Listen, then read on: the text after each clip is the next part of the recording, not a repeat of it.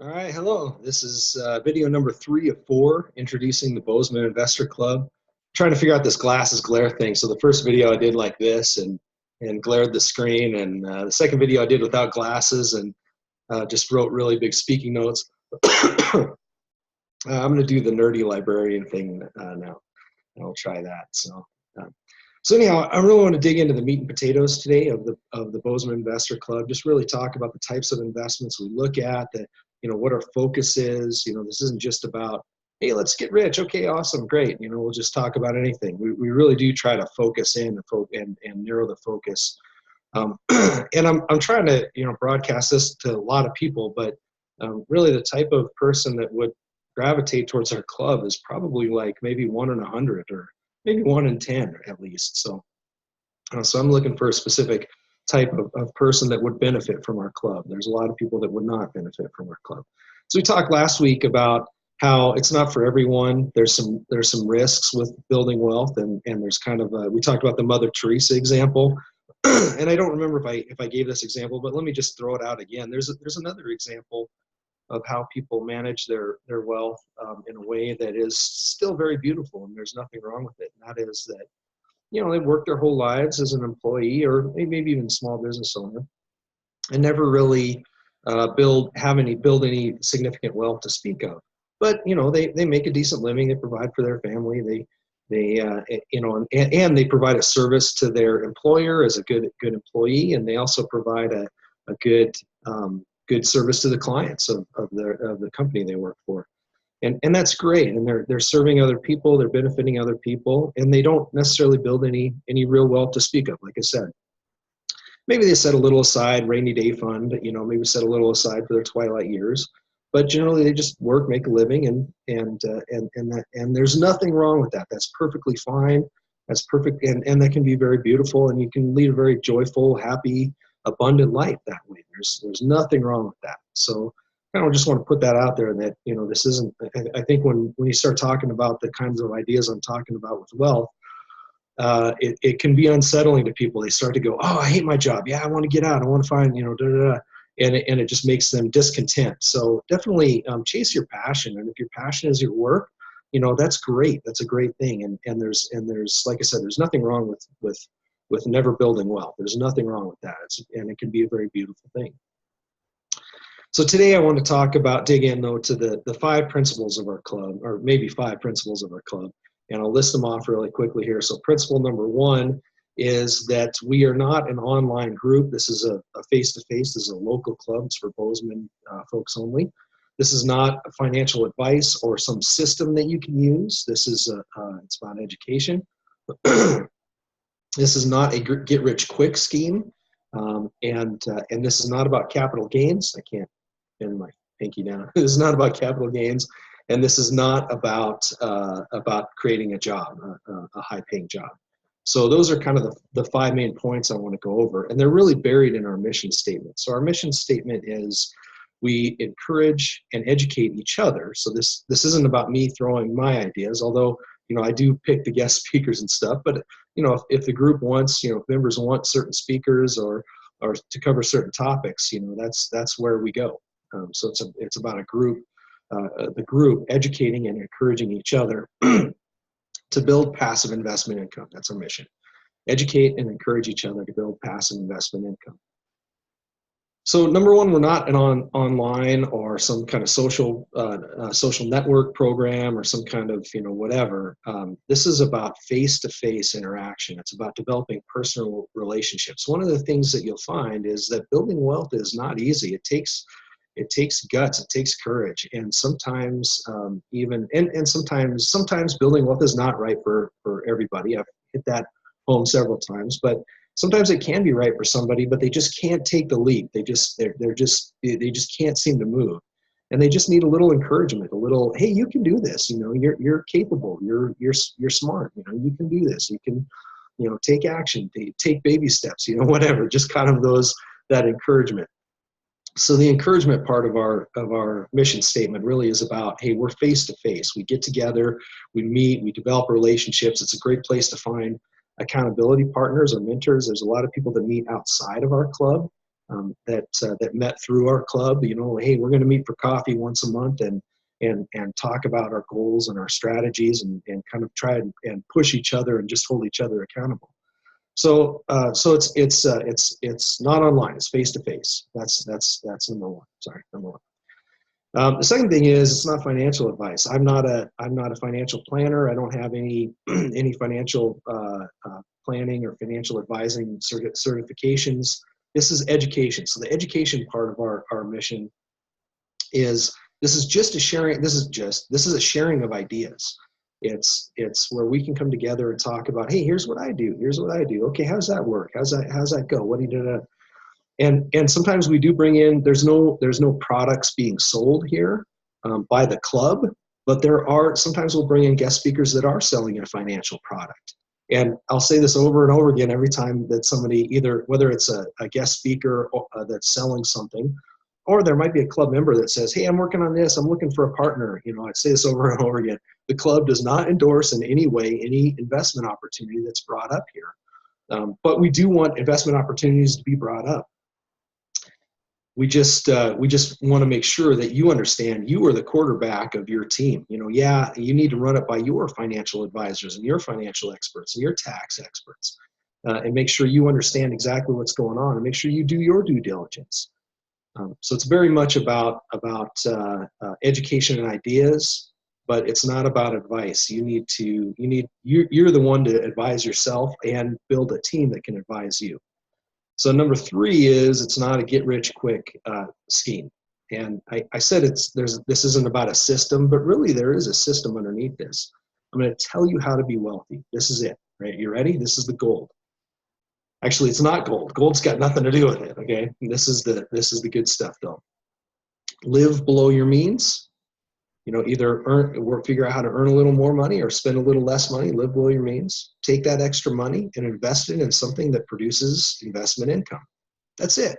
If you do that over and over again, eventually you'll build wealth. You know, there's just the math. There's nothing that can stop it. You know, I mean, well, it could stop. You know, your investments could stop producing income or what have you. You know, like there are things that could stop it, but you know, as long as that strategy goes, it will build wealth. That's the strategy.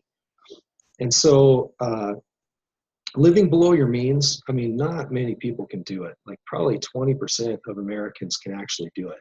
More Americans kind of manage to do it by forced things where they go, well, I'll buy a house and then I'm forced to build up equity in my house because if I don't make my loan payment, you know, the bank will come after me, or I'll have my employer will hold out a piece and fund my retirement with that. And that's a choice I don't have. It's just part of my employment terms that I have to contribute to my retirement account. So there's ways that we can kind of force ourselves to do it, but given the freedom to either take money and spend it on that thing that you need, or invest it in something that's going to build wealth. Like most people don't have the emotional skill to do that, and it is hard work. I mean, believe me, it's tough. It's tough. I understand. I get it.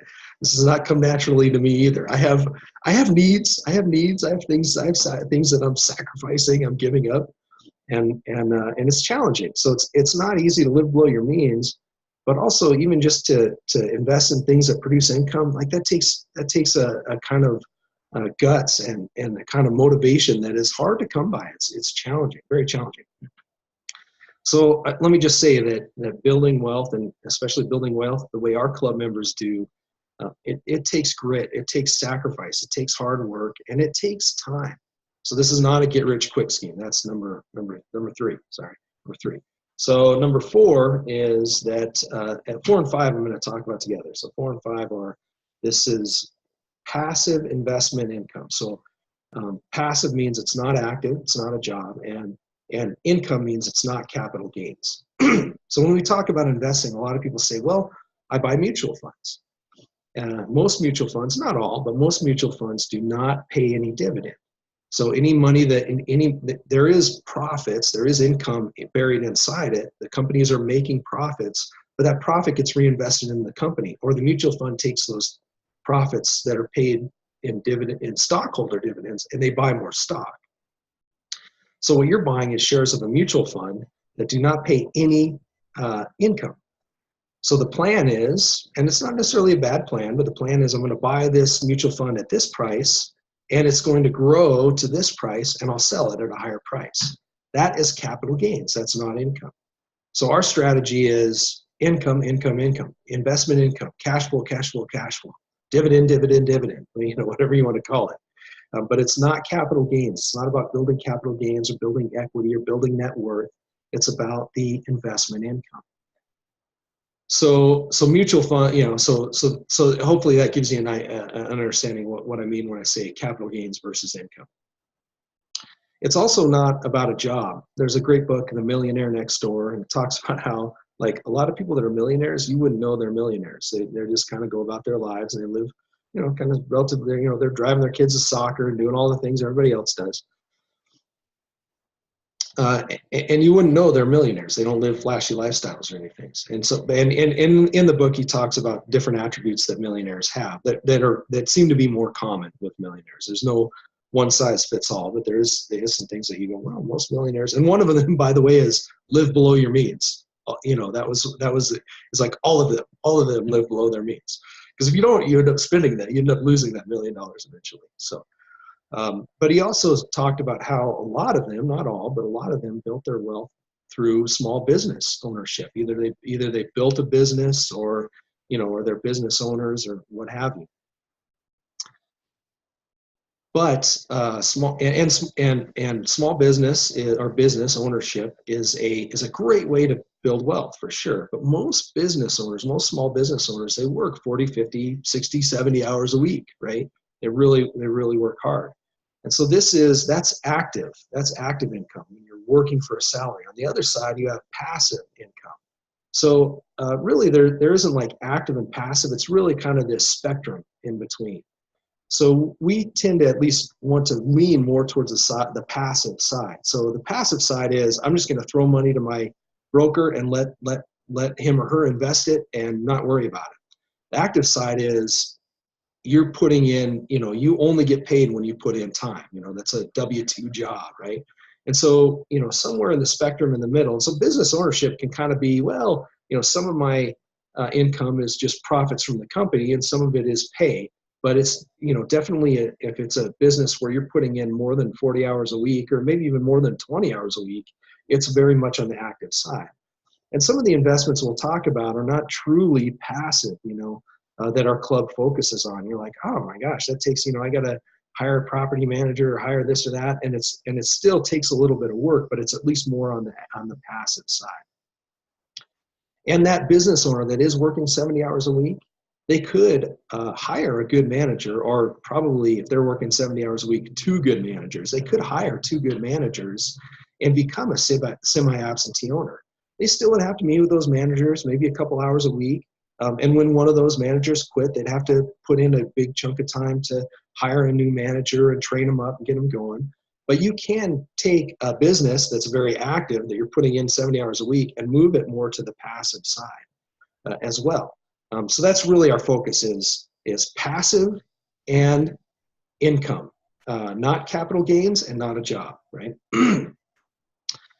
So, okay, where am I at? Passive. Okay, so I'm going to talk about really 3 main categories, 3 broad categories. So if you want to think about this, it's going to be a 2x3 table, six different things. So I'm going to talk about the 3 categories. We're going to have business ownership, and I've kind of talked about some of this a little bit already, lending, and real estate. And then the 2 columns we'll think about are publicly traded and privately traded. So I'm just going to talk about these broad categories and some of the pros and cons of each and why we might focus on one more than the other. But all are fair game, really. It's an investment club. We want to talk about everything that might benefit us. So business ownership. We honestly don't talk a lot about stocks. And I already told you about mutual funds. They don't pay dividends. There are stocks that pay dividends. But the average dividend, the average profit that you're buying in the stock market, there are some stocks that might pay more dividends, but they're riskier. The chance of those dividends going away is higher. But the average is about 4 to 5 cents on the dollar. So if I buy $1 worth of stocks, and if that company pays all their profits back to to the investor, to me, in dividends, I'm going to get about 4 or 5 cents on the dollar. And for the risk of that, you know, a lot of times you know, it's arguable that that's not doing a lot better than inflation. So, and it's risky too. You know, that company could go bankrupt or whatever. But stocks are safer companies than small business for sure, like the blue chip stocks, if you will. But most stocks don't pay dividends. They reinvest most of those profits, and so now we're back to capital gains. There are a lot of stocks that'll go, you know, of that 4 cents, they'll invest 2 back in the company, and they'll give 2 back to the investors. So there are some that pay like 2% dividends. Yeah, so we tend to shy away from stocks. You might go, well, what about like day trading? Is there ways to make money there? Well, yeah, but it's a job and it's capital gains. It's short-term capital gains, but you know, it's the idea of I'm going to buy a stock at this value and sell it at this value. So yeah, you can make a lot of money day trading. You can lose a lot of money too, or trading options or what have you. But it's income is the focus, and that's either capital gains or the income small. So the question is, can you own businesses without buying stocks? And the answer is, heck yeah, of course you can. You know, you can bootstrap your own business and build it, you know, bootstrap meaning that, excuse me, I'm going to try and build it with as low cost as I can and just pour my time and heart and soul into it. You can build a business. You can also buy a small business. You know, just watch a couple episodes of Shark Tank and you'll see that, you know, the sharks are not buying capital gains, although there is that play where they're going to grow the business and then sell it. But really, they're buying a future stream of income. You know, the sharks go, hey, I'm going to give you a bunch of capital now, a bunch of cash now, but the cash is not the important thing. You know, if I can take your current profits of your company are $100,000 a year, I'm going to take you to $1 million a year, but I want half of all your future profits if I'm going to do that. And the business owner goes, great, I'm going to take my job and move it from a $100,000 a year job to a $500,000 a year job. And I'm going to give the other $500,000 to this shark that's going to help me grow my business. And, you know, whether that's infusing capital, but the sharks really, their skill is more the tools and the resources and the team they have to grow the business. But yeah, just watch Shark Tank. They're thinking about a future line of income, future profits. Can I take this company and grow the profits? So there are ways to own business. We don't tend to talk about it a lot because it's one of the hardest. It's really challenging to grow a business or to start a business or even to invest in a business. It's very difficult and very challenging. So we don't talk about it a lot, although we don't avoid it.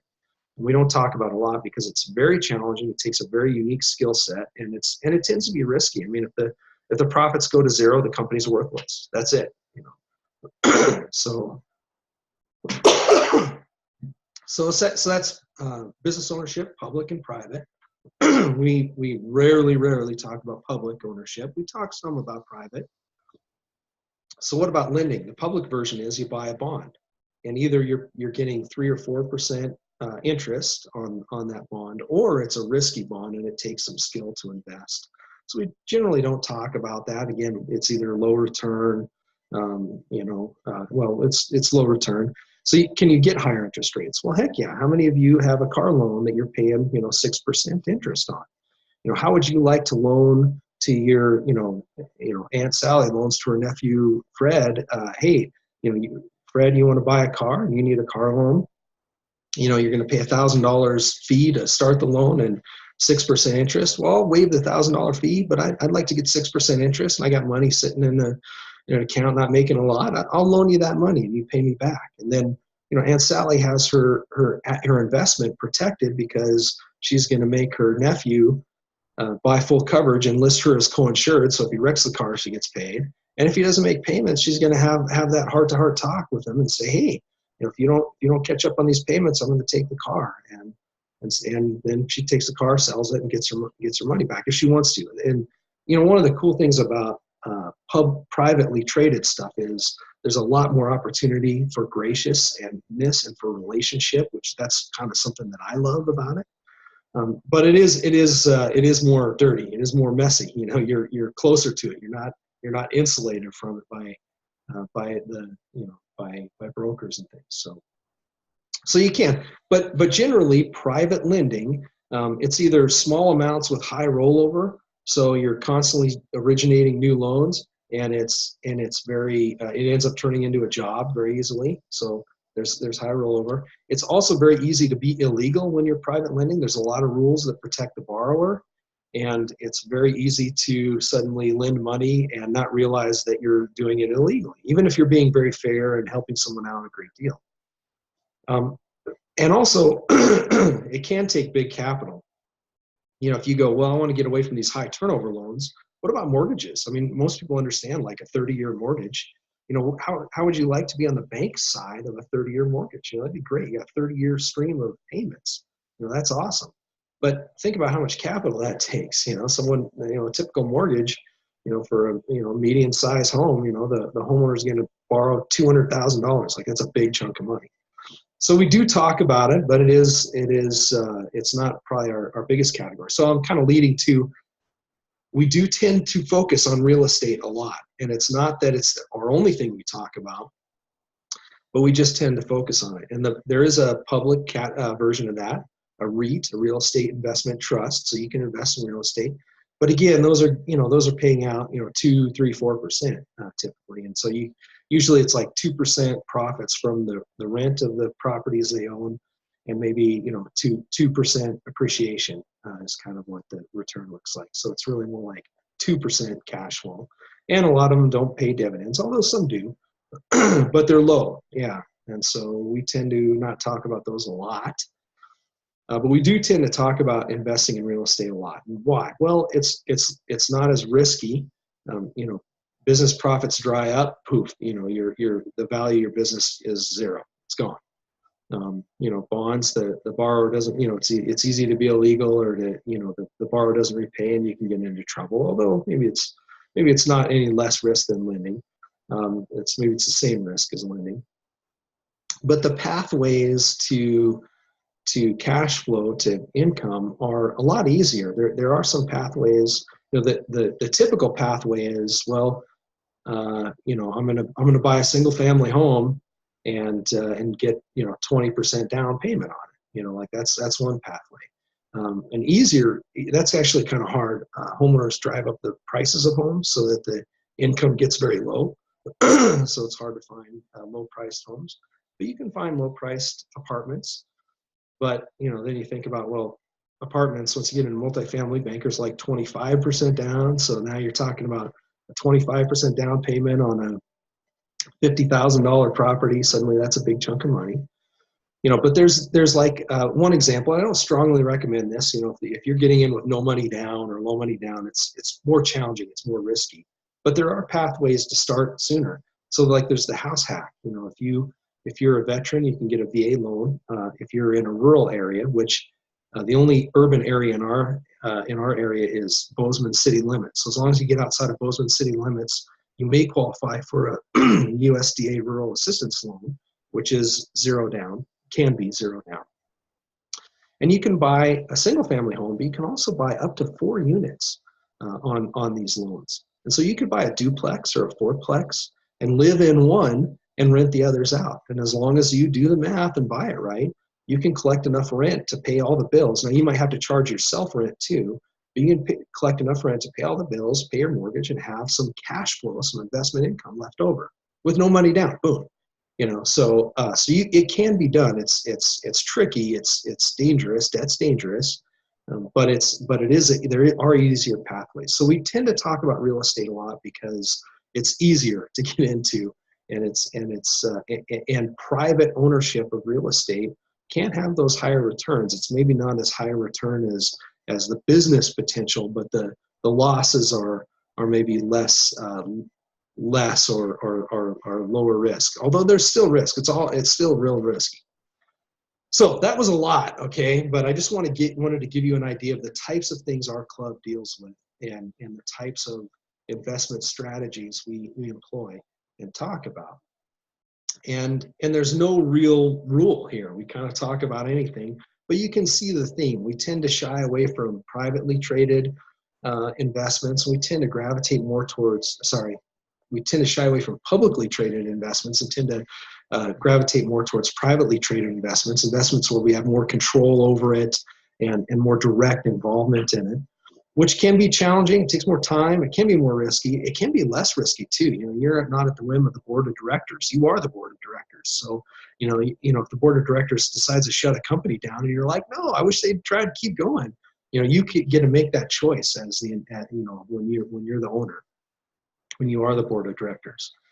So we tend to gravitate more towards privately traded investments. We do tend to talk more about real estate, although, anything is open. Our only real guiding principle is passive investment income. That's our guiding light, I guess, if you will. So that's really our only thing.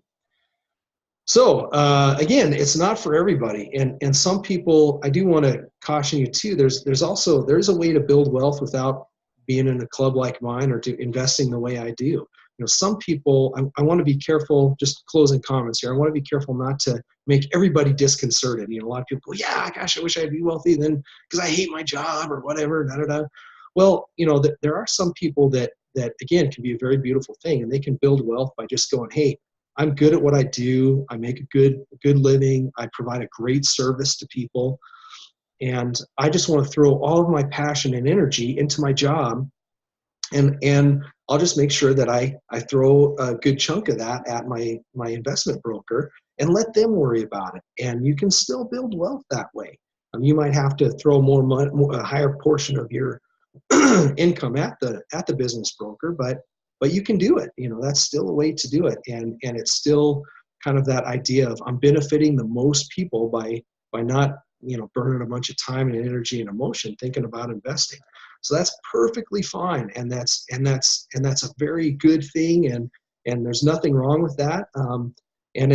But if that's you, don't come to our club. This is really for the type of person that has learned to live below their means.